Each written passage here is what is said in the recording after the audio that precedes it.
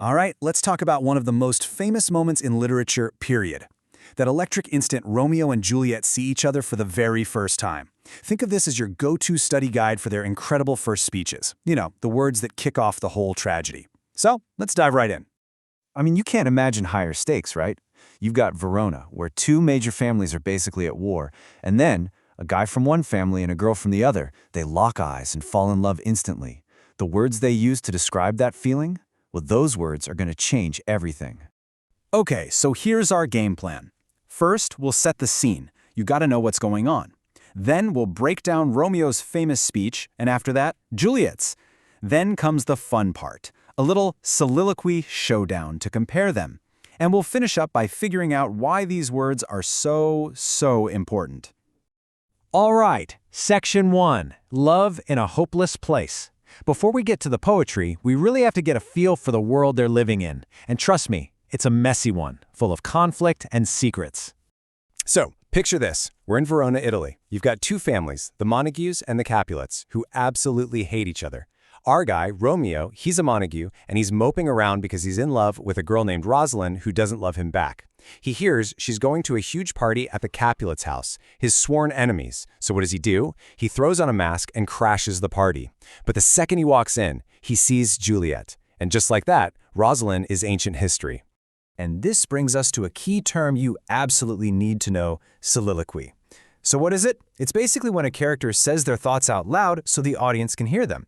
It's like we get a backstage pass directly into their brain, and in this case, we're seeing that love at first sight explosion as it happens.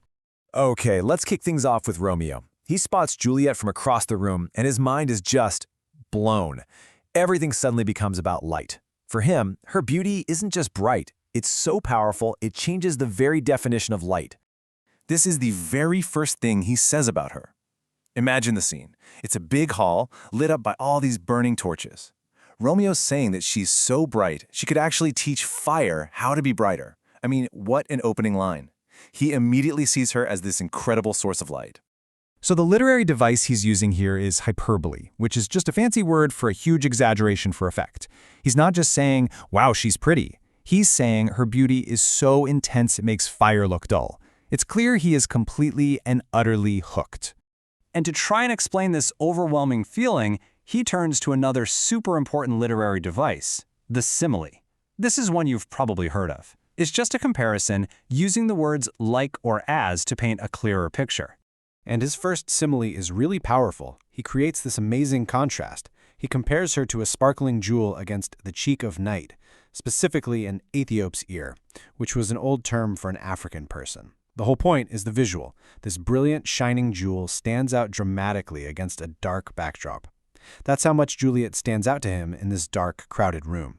And he doesn't stop there, he hits us with another simile right away. He says Juliet is like a snowy dove, pure, white, beautiful, while all the other women are crows. So everyone else at the party, even the girl he came to see, Rosalind, they're all just plain, boring blackbirds next to her. Ouch. And then he wraps up his little speech with this total bombshell of a question.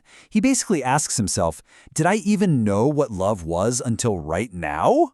He completely dismisses everything he felt for Rosalind. It's like, for him, real life and true beauty only started in this exact moment. This isn't just a crush, it's a complete rewrite of his entire understanding of love. All right, now let's switch gears and look at Juliet. A little later on, she's waiting for Romeo to sneak into her room, and she gives her own soliloquy. And what's so brilliant is she takes Romeo's ideas about light and she flips them completely. If Romeo saw her as a light in the darkness, Juliet sees the darkness as a friend, a safe place for their love. Check out this line. To her, Romeo isn't just in the night, he is day in night. He's the light source, but he exists inside the darkness, which acts like a protective cloak for their secret love. She's calling for the night to come, so Romeo can come with it. And here's another key literary device for your notes, personification. That's when you give human qualities to something that isn't human. You can see she's talking to the night, almost like it's a person, a friend who can help bring her love to her. And this image is just stunning. She gives the night wings, like it's a great bird, and then she describes Romeo as being whiter than new snow on a raven's back. You see that? It's that same incredible black and white contrast, just like Romeo used. She sees his purity and his brightness, but it's set against the safety of the dark night. But right here, this is where her speech gets really intense. A little bit dark even. She starts talking about death, and her desire isn't just to be with Romeo now, in life. She wants to make him last forever.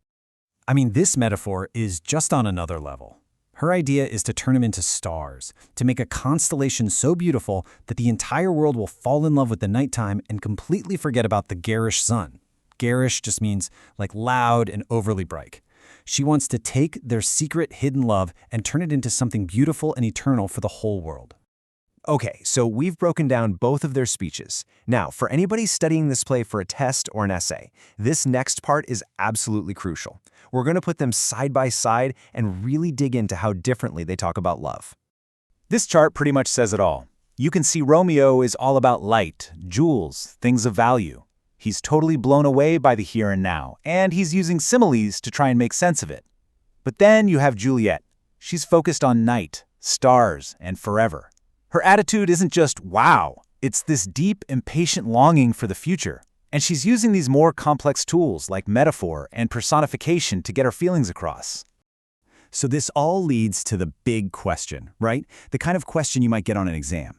If you have to choose, whose love seems more passionate, more intense? Is it Romeo, who's just floored by what he sees? Or is it Juliet, who's already thinking about love and death and eternity? Look, they're both obviously super passionate, but you could make a really strong argument that Juliet's love is actually more intense. And here's why.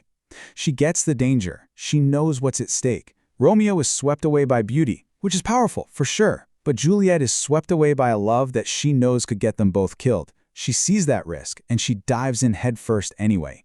That makes her passion feel, well, deeper. So, let's wrap this up.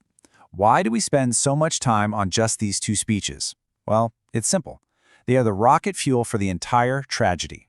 Think about it. Their love is so intense, so all or nothing from the second they meet, that there's just no room for a middle ground. They build their whole world on these feelings, on these words. And that leaves us with the biggest question in the whole play. Was their fate sealed by the stars, like some unavoidable destiny? Or was it the beautiful, reckless power of their own words that locked them into a path that could only end one way? That's the real question, isn't it?